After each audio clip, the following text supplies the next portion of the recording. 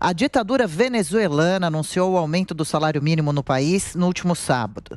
A remuneração mínima integral, composta por uma quantia salarial base somada a um benefício de alimentação, passou para 10 milhões de bolívares, ou seja, 3 dólares e 50 centavos.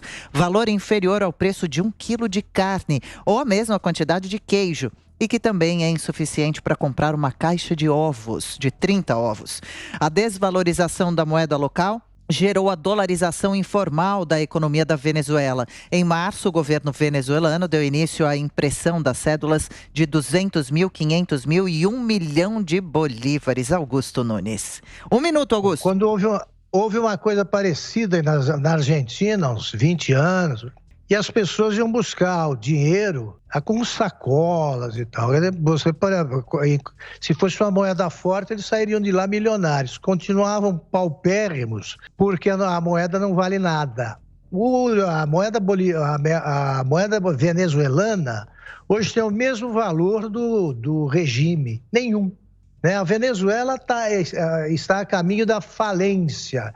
E o pior é que a solução lá será dramática. Eu não vejo a possibilidade de uma saída democrática para a Venezuela.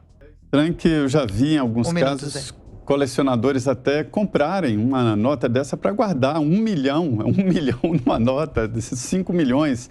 É caso mesmo de comprar pão na padaria com um carrinho de mão.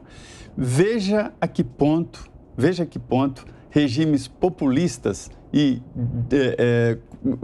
regimes ditatoriais podem estragar um país.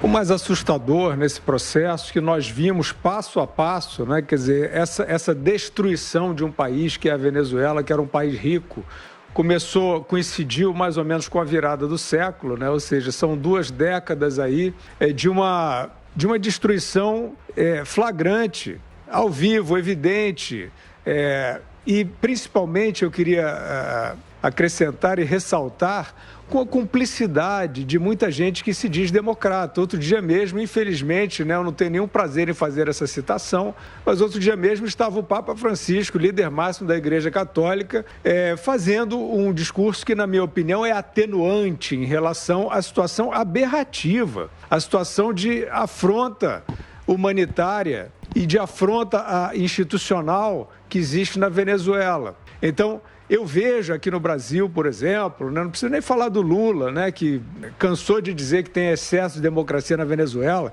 mas tem muita gente aí dessa elite intelectual brasileira, que se diz progressista e tal, que ou cala ou até sanciona o que se passa na Venezuela, tentando ali configurar como algo que se diz progressista ou de esquerda ou algo assim.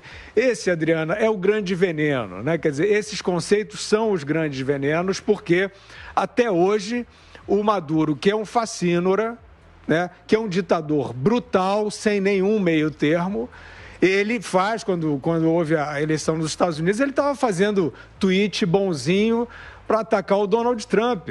Então, é isso, são fantasiados de progressistas, ou como se queira chamar, é um populismo, como disse o Zé, e tem muitos cúmplices que não são pessoas aí que vivem na clandestinidade ou que assumem o seu obscurantismo ou a sua prepotência, nada disso. Que estão aí nas universidades, na política, nas artes, muitas vezes achando ou sancionando esse crime contra a humanidade que se passa na Venezuela.